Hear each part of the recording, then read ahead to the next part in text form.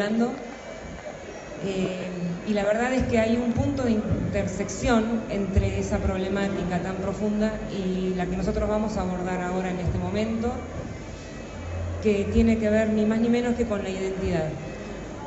En segundo lugar, quiero agradecer a Mar del Plata por el espacio y la posibilidad de la presentación del libro aquí, y contarles un poquito de qué se trata el libro y por qué de alguna manera me dediqué a escribirlo. Este libro salió editado en el año 2017, más o menos hace 2 años, y fue censurado también en esa fecha. Esta anécdota, que quedó como una anécdota, yo se las cuento porque en principio me parece que vale la pena por hacer 2 aclaraciones. En primera instancia, que esto no solamente le sucede a los padres, esto es una problemática familiar, para introducir de alguna manera la temática para los que no están en contacto con ella. Es una problemática familiar donde los hijos son separados de sus padres, en tanto madre o padre, injustamente.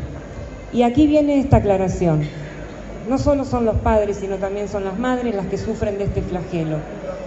Me decía uno de los directores de una de las organizaciones del sur que son cada vez más las mamás que sufren de esto también. Bueno, eso del sur, que son cada vez más las mamás que sufren de esto también. Bueno, eso por un lado. Por otro lado, por supuesto,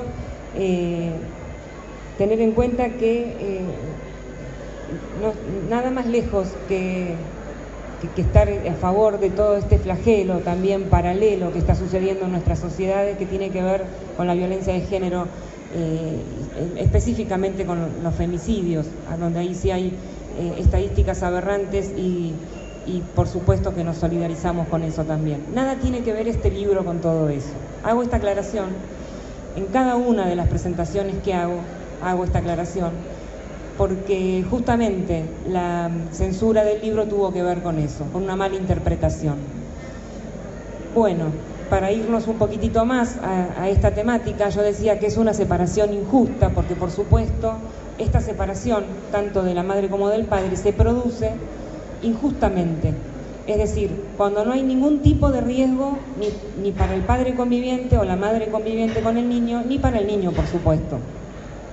Eso es de fundamental importancia. Acá estamos hablando de separaciones injustas, del impedimento de un padre o una madre en tanto su función de ejercerla con ese hijo, ¿sí? Siempre y cuando no haya riesgos para el mismo. Bueno, por supuesto que esto trae muchas complicaciones. Trae complicaciones en los tres, o una madre en tanto su función de ejercerla con ese hijo, ¿sí? Siempre y cuando no haya riesgos para el mismo. Bueno, por supuesto que esto trae muchas complicaciones. Trae complicaciones en los 3 actores de esta problemática, que son el padre que obstaculiza, el padre obstaculizador, ¿sí? El padre que es obstaculizado y el niño. Ahora, diversas son las secuelas que quedan en este trastorno familiar, tanto secuelas psicológicas, por supuesto, secuelas orgánicas o psicosomáticas, y secuelas sociales también, tanto en la madre como en el padre como en el niño. Sin embargo, según mi criterio, el sujeto más vulnerado en toda esta problemática es el niño, sin lugar a dudas. ¿Por qué? Porque el niño justamente no tiene, por su corta edad, que en general son chicos que son separados en su corta edad, no tienen el desarrollo psíquico completo. Entonces no están capacitados para elaborar problemáticas de adultos que los superan, que superan la capacidad de elaboración que tienen esos niños psíquicamente, ¿sí? Bien, cuando hablábamos de esta separación injusta, yo siempre hablo en cuanto a función, ¿sí? Tanto la madre como... Yo siempre hablo en cuanto a función, ¿sí? Tanto la madre como el padre tienen funciones específicas. Puede cumplir uno la función del otro? Sí, por supuesto, porque de hecho hay familias donde el padre está ausente o por abandono o por muerte, y lo mismo sucede también en relación a las madres, también por fallecimiento o por abandono del niño. Y el niño crece y se desarrolla, digamos que en términos esperables desde lo psicológico. Entonces podríamos preguntarnos ¿qué tan necesaria es esa función? Y claro que es necesaria. Tanto una función, tanto de la madre como del padre, son fundamentales. En el momento que se produce el nacimiento, se genera una díada, una unión casi indisoluble entre la madre y el hijo, que eso dura un corto tiempo, un corto periodo, y que es también esperable, también está dentro de los límites esperables. Esa simbiosis, esa relación simbiótica que se genera con ese niño y con esa madre, debe ser, digamos, de alguna manera cortada, por decirlo de alguna manera, interferida. Tiene que aparecer la interdicción del padre entre esos dos sujetos, madre e hijo, para que esa relación se desarrolle en términos esperables y normales desde lo psíquico y también desde lo orgánico. Muchas veces esto falla.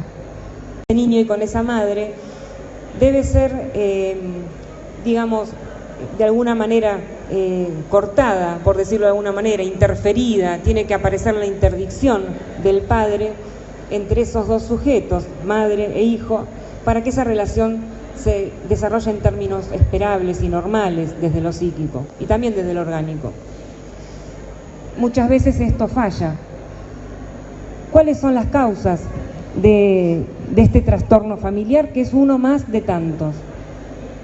Bueno, esto puede ir por el orden de lo psicológico. En general, lo que sucede son repeticiones transgeneracionales. Esto se ve con mucha frecuencia en familias donde transgeneracionalmente fueron así educados los niños, y esto se repite en el tiempo. Cuando esta problemática se instala en una familia, es muy probable que esta repetición vuelva a suceder una y otra vez.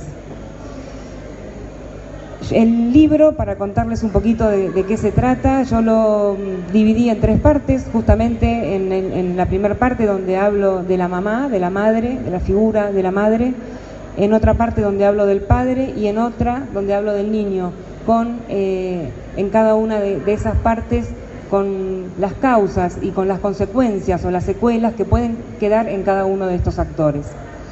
En general, el padre que es obstaculizado, tanto madre como padre, hay creo que por acá una mamá que está impedido de estos actores.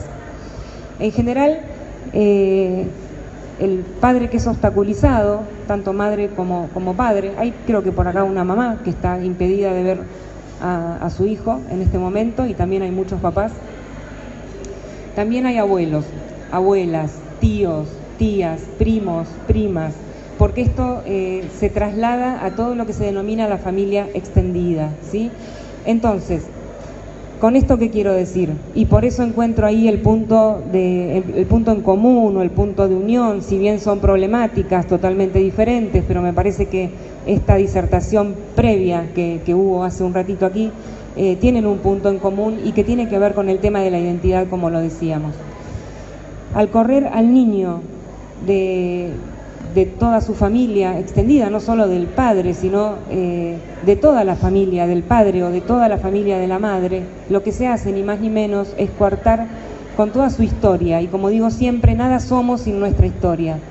Nosotros somos portadores de una historicidad que sin ella no somos. Es fundamental. ¿Y por qué? Porque eso tiene que ver justamente con la identidad.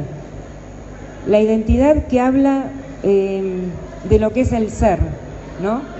De la falta de identidad justamente toca a la inexistencia, toca a esa falta de ser, esto que fue tan abordado por la filosofía, por la psicología, esa falta de ser, esa inexistencia, que es, podríamos decir, falta de ser, esa inexistencia, que es, podríamos decirlo como un desierto. Hay un autor que se llama Ulloa que habla de una desertización, ¿sí? Hay un autor también uruguayo que habla es un psicoanalista que se llama Sicabo y que habla de la desertización, de un proceso de desertización. Ustedes fíjense cómo esta palabra de alguna manera engloba todo lo que esta problemática puede dejar como secuela. Un verdadero desierto no solo en el niño, sino también en el padre que es obstaculizado o en la madre que es obstaculizada. Nosotros podríamos pensar, después de un desierto no crece nada. Bueno, en general, o por lo menos basándonos en cómo deberían ser los tiempos judiciales y en cómo deberían ser los tiempos psicológicos, que en general los tiempos judiciales no van por el mismo carril que los tiempos subjetivos de una persona, sobre todo de una persona que está padeciendo esta problemática. Digamos que son muchísimo más lentos que los tiempos subjetivos y las urgencias son otras, ¿no? Pero tenemos que tener la esperanza, tenemos que tener la casi certidumbre de que esto tiene que funcionar y tenemos que trabajar para eso, tanto el equipo de salud, tanto salud mental, como el equipo judicial, o digamos la estructura judicial. Por supuesto, acortando los tiempos, favoreciendo de alguna manera las revinculaciones y sobre todo teniendo en cuenta la necesariedad absoluta de que los psicodiagnósticos, es decir, los diagnósticos de la estructura psíquica del padre, de la madre y de los niños sea hecha con suma rapidez para que esa restricción de contacto que muchas veces es necesaria porque hay niños en el medio pueda determinarse si es verdadero o no y poder evitar esa desvinculación que lo que trae es justamente todo este tipo de secuelas.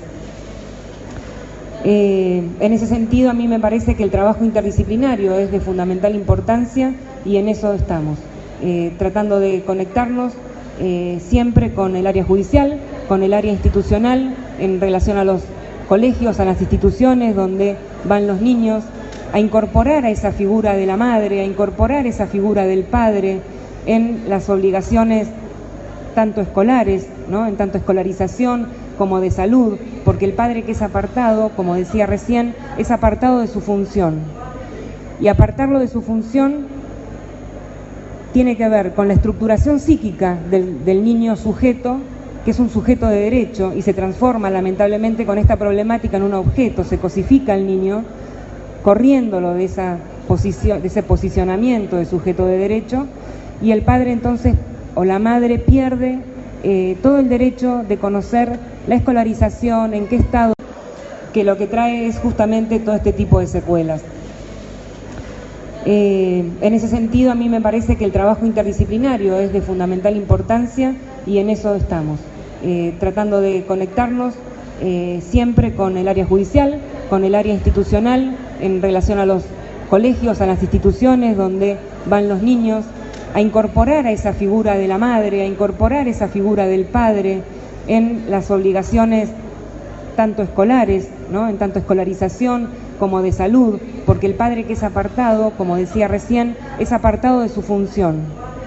Y apartarlo de su función tiene que ver con la estructuración psíquica del niño sujeto, que es un sujeto de derecho y se transforma lamentablemente con esta problemática en un objeto, se cosifica al niño, corriéndolo de ese posicionamiento de sujeto de derecho, y el padre entonces o la madre pierde todo el derecho de conocer la escolarización, en qué estado está el niño de salud, todo lo que tiene que ver con su socialización y todo lo que tiene que ver con el desarrollo normal y esperable de un niño.